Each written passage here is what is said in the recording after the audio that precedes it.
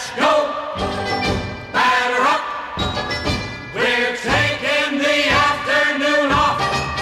It's a beautiful day for a ball game today. The fans are out to get a ticket or two. From Walla Walla, Washington to Kalamazoo. It's a beautiful day for a home run, but even a triple's okay. We're gonna cheer and boo and raise a hullabaloo at the ball game today.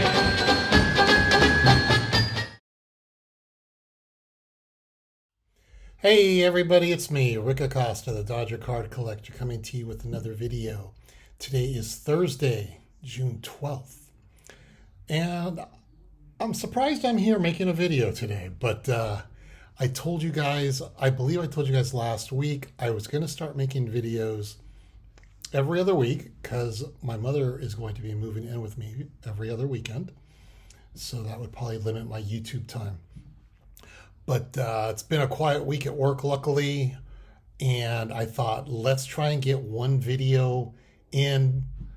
Mom's coming tomorrow, or today, technically, tonight, and I thought, let's get a video out, just because I want to get a video out and show you my cards.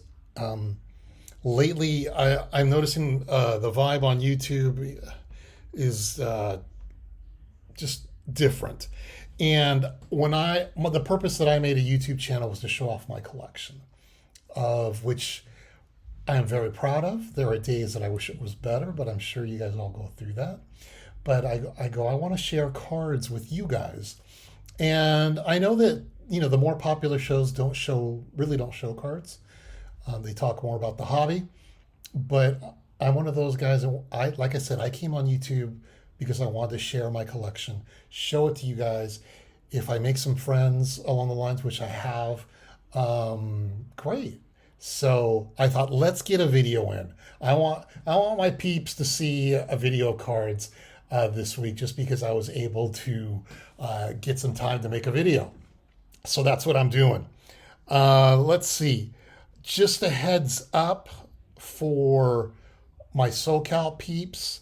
Next weekend, the weekend of June 21st and 22nd, looks like it's going to be a busy weekend. The Front Row Card Show is going on in Pasadena, California on the 21st and 22nd.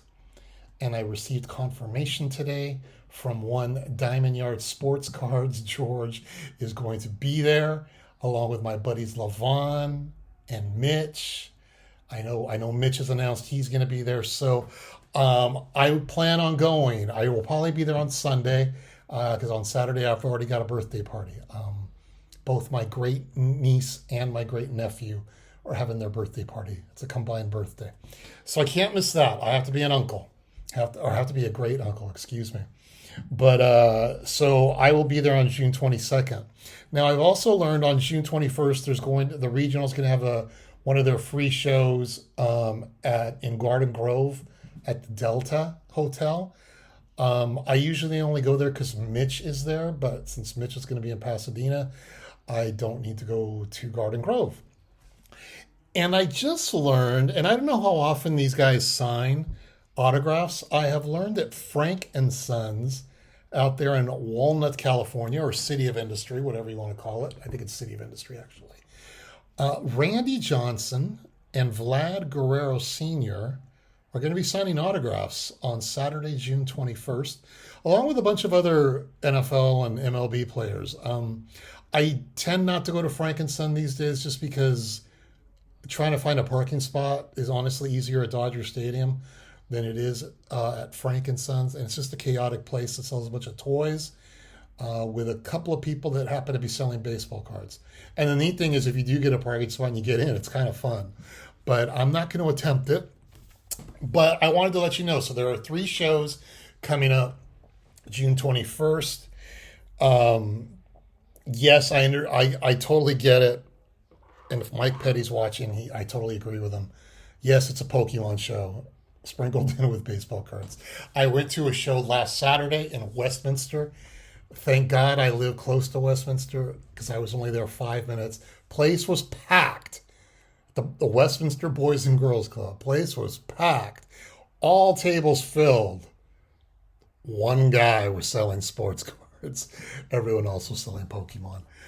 Just wasn't worth it. And I get that these shows have really become Pokemon shows.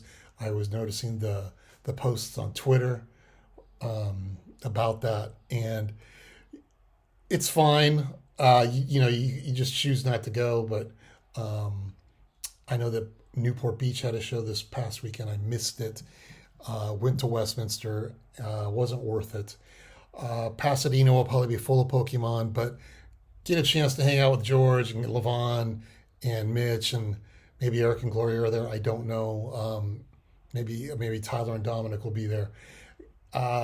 It's worth going. It'll be worth going for me. So I wanted to talk to you guys about that, about some upcoming shows, and I know that there's plenty of. I'm gonna try and do a show in the coming weeks, and I should do it before summer ends, just on where I find where these local card shows are, because Southern California has lots of free card shows. They're not the best shows. If you're into Pokemon, they're wonderful. But if you're into vintage, there might be a table or two. But if you happen to be in the area and it's free, go for it. So check it out. It's halftime right now. Actually, I'm taping this Wednesday night. Halftime of the NBA Finals between Oklahoma City and Indiana. I am rooting for Indiana, but if Oklahoma City happens to win, I'm okay with that. Dodgers just took 2 of 3 from the Padres. And tomorrow night is Game 4, or tonight, by the time you watch this, is Game 4 of the Stanley Cup Finals between Florida and Edmonton. I'm rooting for the Florida Panthers. And I say this every week. It's just a good time in sports. Looking forward to the NFL season. I just paid for my Rams parking passes for the year. So just getting around. All right, so what are we going to do today? Today, I'm going to show you some of my recent pickups, a lot of 1961 cards. I have been working on that set for a few weeks now, and I'm really feeling like I'm just plowing through this set. And I keep saying, I watched a video of mine a few weeks ago, and I said I was down to 70 some odd cards, and I hope to get that, and let's see what happens when I get to 50. I've blown past that. So I'll give you stats at the end of my video, but we're going to take a look at some cards from 1961, a couple of other pickups that I just had. And like I said, I just wanted to show you guys cards because I like to look at cards.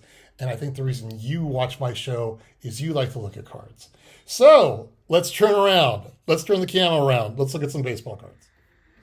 All right, first card we're going to show off is the 2020 Topps Archives box topper. This is the last card I needed for the set. It's Chipper Jones.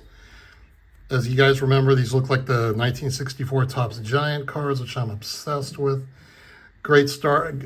I always tell people when they say, I want to get into vintage, what set should I start? I'm always 1964 Topps Giants. Nice 60 card set, 16 Hall of Famers, a lot of other great players from the 60s. The set's getting a little bit more expensive than it was when I was working on it, but it's still a cheap set to work on. So here's Chipper Jones. So this is 30. This is the last of 30 cards for this set, and I'm always happy to get rid of a set. So there's Chipper Jones.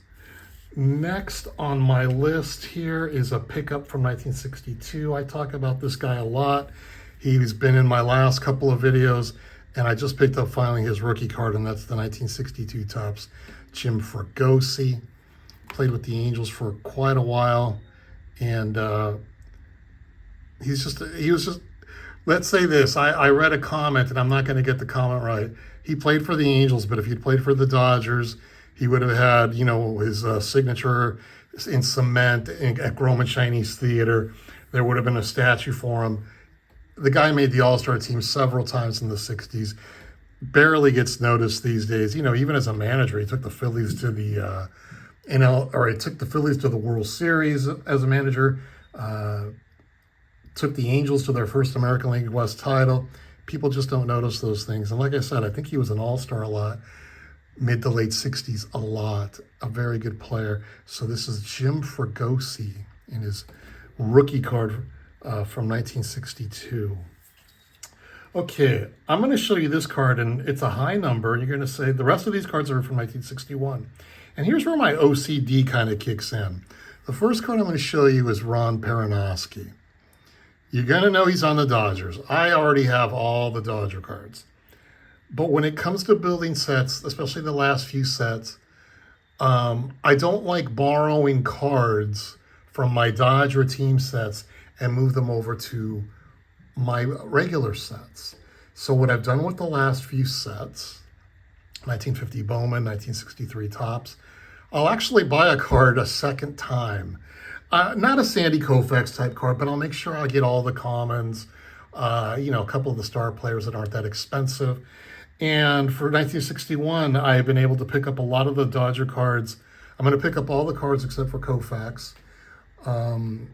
And I like to keep my Dodger collection separate from my regular sets. So I picked up this Ron Perranoski.